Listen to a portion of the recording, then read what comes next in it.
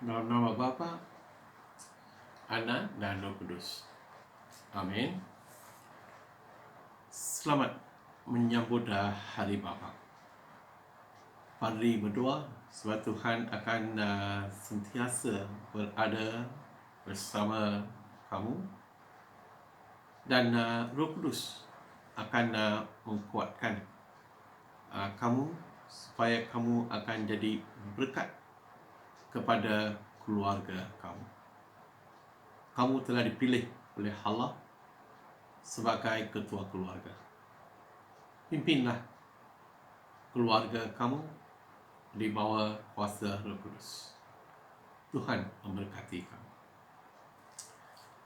Hari ini kita menyambut Hari Bapa. Saya pernah lebih kurang 30 tahun. Ini satu kisah yang saya masih ingat, tak boleh lupa. Tak boleh lupa. Ada seorang jemaah, dia kata dia nak datang jumpa padri. Saya bertanya, mengapa? Dia kata, padri nak datang, saya nak jumpa kamu. Saya nak kongsi sesuatu dengan kamu. Dan padri kata, datang. Dan dia pun terus datang ke pejabat padri. Dan bila saya nampak muka dia selalu senyum. Tapi hari itu bila saya nampak mata dia semua pun merah. Macam baru dia menangis. Saya tanya, "Uncle, ada apa-apa kah?" Wah, dia pun terus menangis. Dia memang wah, saya pun rasa pada masa itu saya ingat padri tak sampai 30 tahun. Umur padri yang tak sampai 30. Tapi seorang warga emas lebih kurang 60 tahun. Dia tak bersara. Dia duduk di depan padri, dia pun terus menangis. Padri pun dah tahu apa nak buat. Selepas beberapa minit dia pun dah mula cakap. Padri saya rasa memang sedih. Banyak susah. Saya tanya, apa jadi? Dia kata, kamu tahu anak-anak saya. Saya memang tahu lah keluarga. Tak ada seorang anak pun menghormati saya. Kata, tak ada seorang anak pun yang menghormati saya. Saya pun lupa ada berapa anak yang dia ada. Dia kata, tak ada seorang. Mereka suka lawan dengan saya. Bila saya cakap sesuatu, mereka terus akan cakap sesuatu. Padri saya boleh tahu apa nak buat. Saya rasa memang sedih. Kami pun terus berdoa. Dan selepas isteri dia meninggal dunia, dia pun terus jual rumah dan dia pun terus balik ke India. Ini bukan karena ini kisah macam tu Padri selalu dengar. Di mana anak-anak tak menghormati ibu bapa. Hari ini kita menyambut Hari Bapa. Mereka susah nak menghormati, menghargai apa yang bapa buat untuk mereka. Di sini di Johor,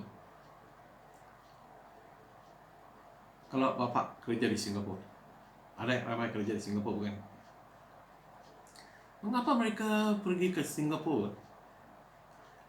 Kadang-kadang terpaksa bangun pukul 3, 4.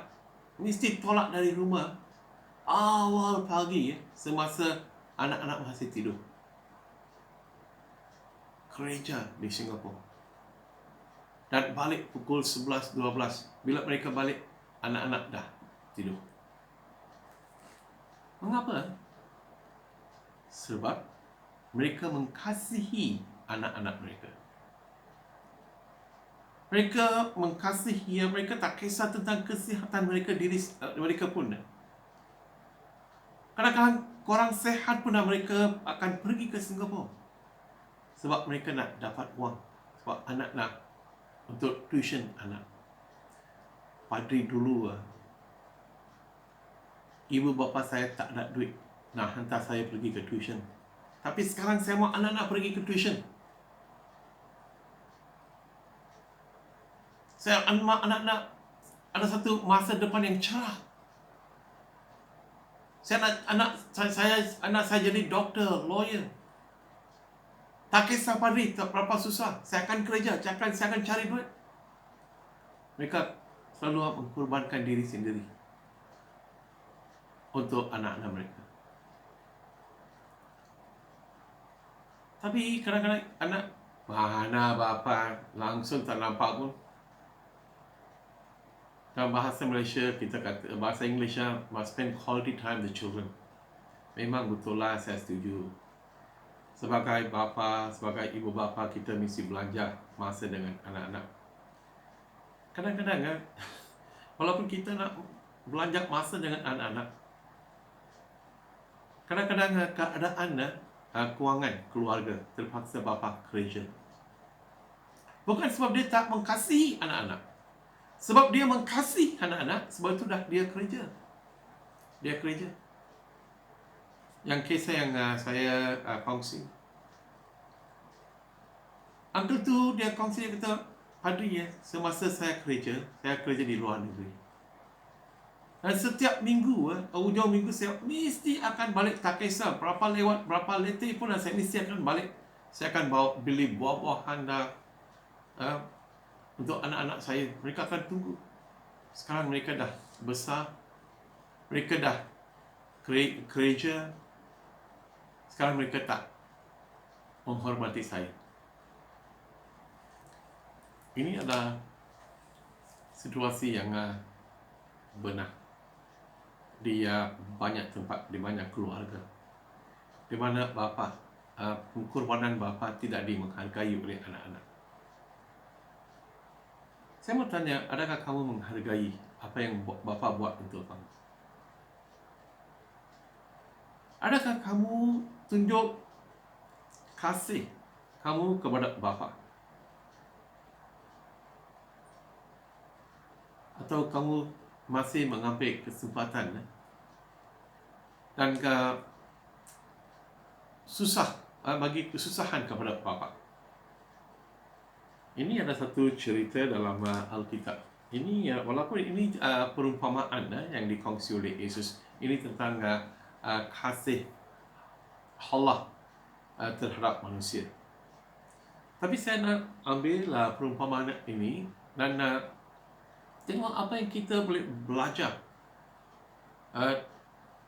dari perumpamaan ini sebagai anak-anak dan bapa. Perhubungan di antara bapa dan anak. Anak lelaki yang hilang, ini memang Yesus telah kongsi perumpamaan ini untuk menunjuk betapa kasih terhadap manusia.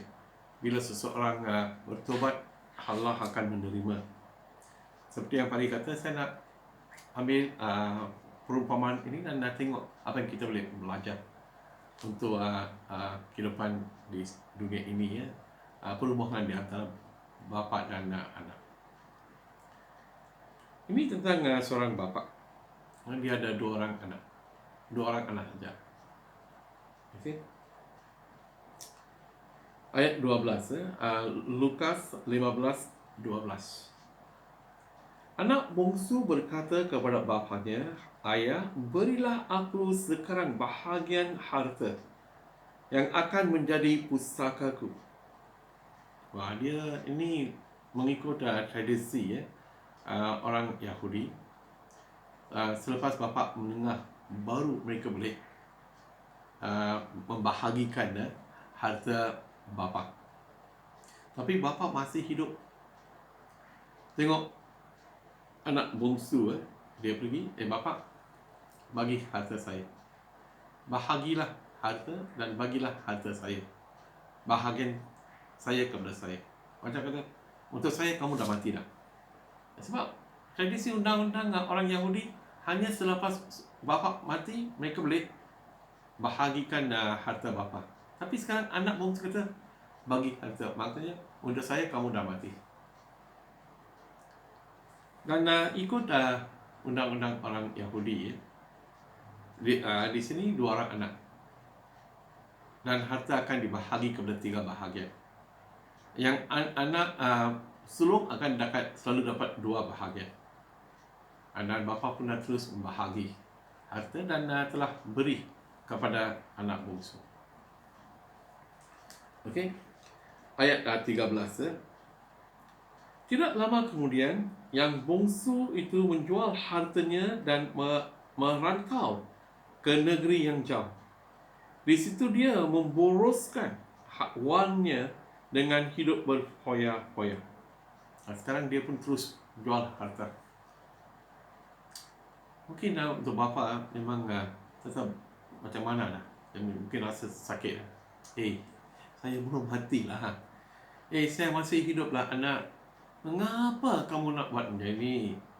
Mengapa kamu nak bahagian harta? Tinggallah bersama. Tapi anak tak dengar.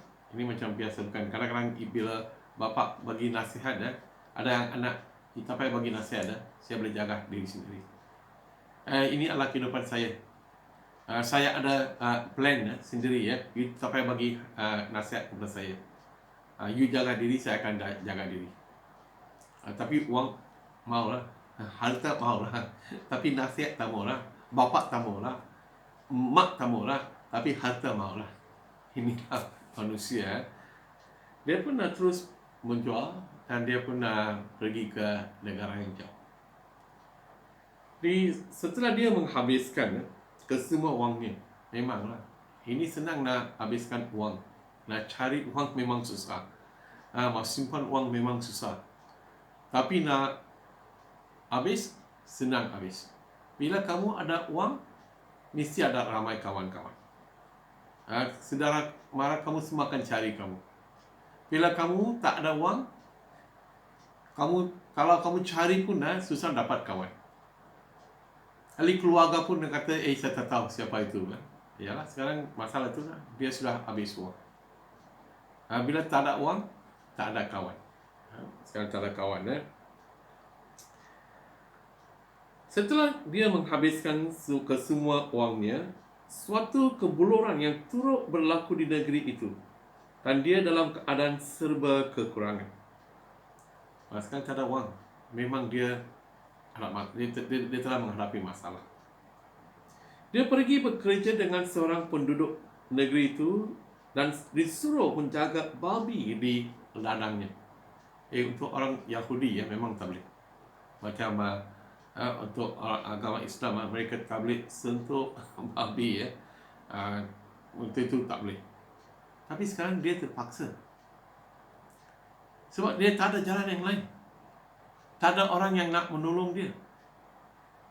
Memang tak ada orang. Tak ada kawan-kawan.